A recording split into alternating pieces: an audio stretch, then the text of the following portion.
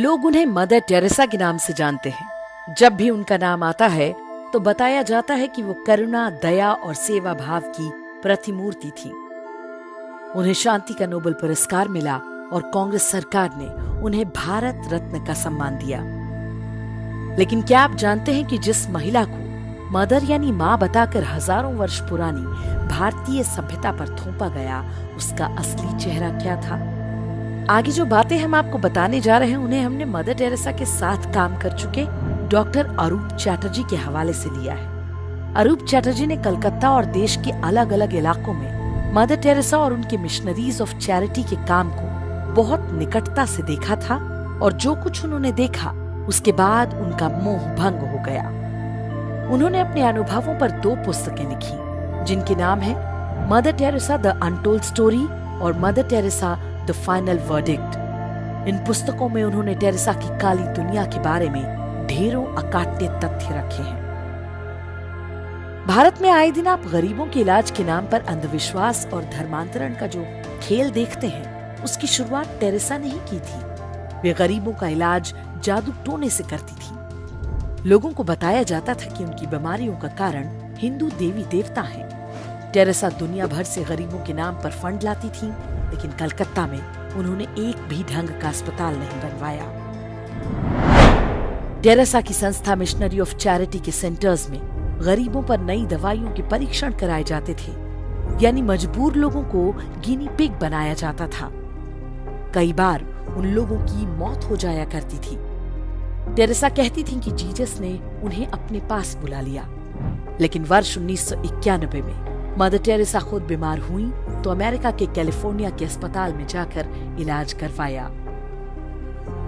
Teresa के centre जीवन से अधिक मृत्यु की जगह बन गए थे। वहां लाए जाने वालों को मरने के लिए छोड़ दिया जाता था। वर्ष 1992 में मेडिकल जर्नल लैंसेट के संपादक रॉबिन फॉक्स ने लिखा कि मिशनरी ऑफ चैरिटी के सेंटर्स में साधारण पेनकिलर दवाएं तक नहीं होती। मामूली मरीजों को भी एहसास दिलाया जाता था कि वो बस कुछ दिन के मेहमान हैं और उनके कष्टों का कारण उनका पिछला धर्म यानी हिंदू होना है। उपचार न मिलने के कारण हर दिन बड़ी संख्या में लोगों की मौत होती थी, जबकि उन्हें सामान्य दवाओं और देखभाल से ठीक किया जा सकता था। मिशनरी ऑफ चैरिटी के सेंटर्स में उन्हीं गरीबों को खाना दिया जाता था जो ईसाई बनना स्वीकार करते थे। डॉक्टर अरूप चैटर्जी ने बताया कि कोलकाता सेंटर में मात्र 300 लोगों के लिए खाना बनता था, लेकिन टेरेसा प्रचार करती थी कि वे हर दिन हजारों लोगों का पेट भर रही हैं। टेरेसा जिन गरीबों के बच्चों को अपने सेंटर्स में लेती थी, उनके माँ बाप से एक फॉर्म भरवाया जाता था कि अब उनका अपने बच्चे पर कोई दावा नहीं होगा। कुछ को यूरोप भेज दिया जाता था, जिनका बाद में कोई रिकॉर्ड नहीं मिला। आज भी टेरेसा के सेंटर्स पे बच्चे चोरी करने और उन्हें अवैध तरीके से बेचने के आरोप लगते रहते हैं। आरोप है कि बच्चे बेचना टेरेसा की कमाई का एक बड़ा माध्यम हुआ करता था।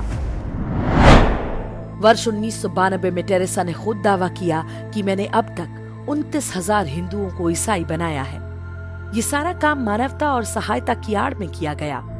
उस दौर में देश में कांग्रेस और वामपंथी दलों की सरकारें हुआ करती थीं, जो टेरेसा के मिशनरी नेटवर्क को भरपूर सहायता दिया करती थीं। उनके अवैध कामों पर कभी कोई रोक टोक नहीं की गई।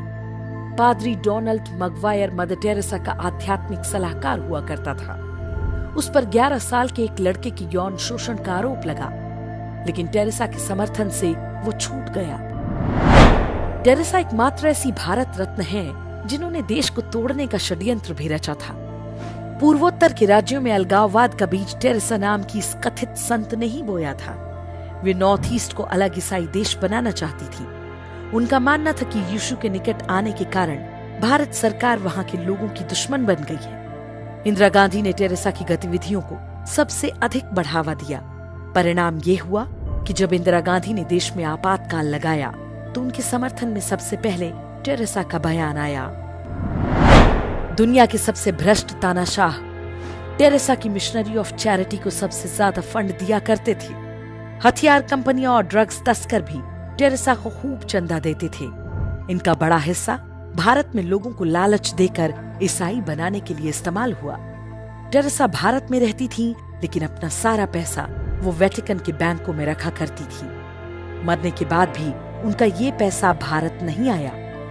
वर्ष 2017 में ये समाचार आया था कि यदि टेरेसा के पैसों को निकाला जाए तो वेटिकन के बैंक खाली हो जाएंगे। वर्ष 2016 में वेटिकन ने टेरेसा को संत की उपाधि दी थी।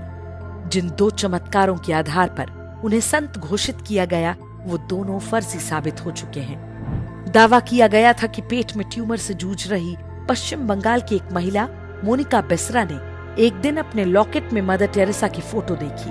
उसके बाद उसका ट्यूमर पूरी तरह ठीक हो गया। लेकिन जिन डॉक्टर्स ने मोनिका बेसरा का इलाज किया था, उनका कहना है कि टेरेसा की मृत्यु के कई साल बाद भी मोनिका दर्द सहती रही थी। इस दौरान वो लगातार दवाएं लेती रही। दूसरा दावा ब्राजील के एक व्यक्ति के बारे में किया गया था। बाद में वो भी फर्जी निकला। टेरेसा के अंधविश्वासों की कहानी यहीं खत्म नहीं होती। वे अपने हर प्रवचन में बताती थीं कि सूरज धरती के चक्कर लगाता है। एक बार इंटरव्यू में पूछा गया तो कहा, बाइबल में लिखा है इसलिए यही सही है।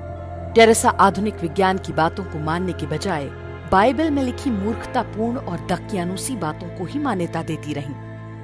यह विडंबना ही है कि साधु संतों और विदुषियों के देश भारत में एक ढोंगी को इतना मान सम्मान दिया गया, सिर्फ इसलिए क्योंकि वो ईसाई थी और उसके सिर पर विश्व के शक्तिशाली देशों का हाथ था।